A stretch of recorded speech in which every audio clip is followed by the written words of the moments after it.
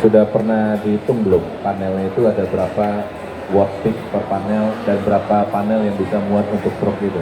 Jadi sudah dihitung Pak, kita menghitung satu panel itu ukurannya 1 kali 1,7 meter persegi. Kita menggunakan satunya itu menghasilkan 0,25 kilowatt peak dikali 16. Kita satu panel ini bisa muat 16 panel Pak. Terus udah pernah dihitung belum kekuatan truknya membawa ini? Truk itu punya beban sendiri kan? Iya. Nah, jadi kalau dia udah berat membawa panel, satu panel itu tahu kan berapa kilogram beratnya ya? Nah, katakan satu panel itu mungkin sekitar 3-4 kilo ya.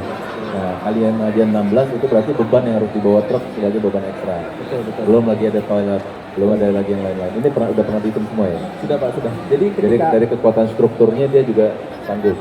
Ya, sanggup Pak. Jadi kita menggunakan truk yang ukuran 26 cbm. Jadi kita kenapa pakai itu?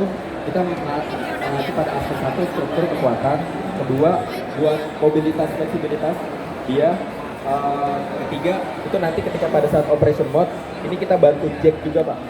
Jadi ketika dia diam itu kita bantu jack buat si truknya ini nggak membebani si ban ini nggak jadi beban. Oke. Terus yang kedua untuk hitung-hitungan biogas. Tadi 0,3 ya? Ya, meter kubik. Meter kubik. Itu hitungannya seperti apa? Itu hitungannya jadi gini Pak, kalau misalkan satu meter kubik itu dia bisa menghasilkan kurang lebih sekitar 60 sampai 70 orang untuk menghasilkan satu meter kubik. Dan berarti kalau misalkan kita ngitung tengah-tengahnya tadi 30 orang yang untuk mengisi, itu kira-kira bisa menghasilkan 0,3 meter kubik. Kita ambil 30 orang yang ke toilet itu asumsi terendah, asumsi terbesar gitu untuk yang bisa. Ya, pertanyaan saya begini, untuk pernah lihat biogas kan ya?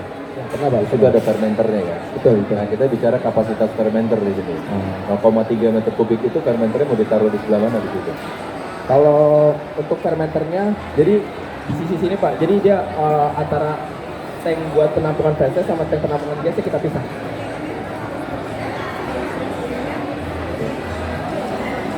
Terus yang ketiga, ini prototipe-nya udah pernah dibuat? Belum Pak. Belum. Oke. Kalau misalnya belum pernah dibuat, yang scale down-nya juga udah pernah. Iya Pak. Kalau misalnya ini belum pernah dibuat, ini nanti marketing strateginya ke depan seperti apa kira-kira? Jadi marketing strategi ke depannya kita mau bekerja sama salah satunya BNPB, badan yang untuk resmi dari government, dan badan-badan sosial seperti ACT, karena kita menyediakan salah satu solusi yang terintegrasi secara satu ke depannya. Dan untuk di future-nya kita nggak hanya fokus untuk disaster, kita mau nanti bikin satu paket energi terbarukan yang bisa mobilisasi gitu. Seperti misalkan kita buat paket 10 kW peak, 50 kW peak, 100 kW peak yang bisa dimobilisasi secara fleksibel gitu. Ada kontradiktif di sini ya. Kalau kita bicara mobilisasi, truk yang diusulkan seperti ini kan truk besar ini, bukan truk kecil. Medium Pak. Tapi di atas 120 PS kan truk ini.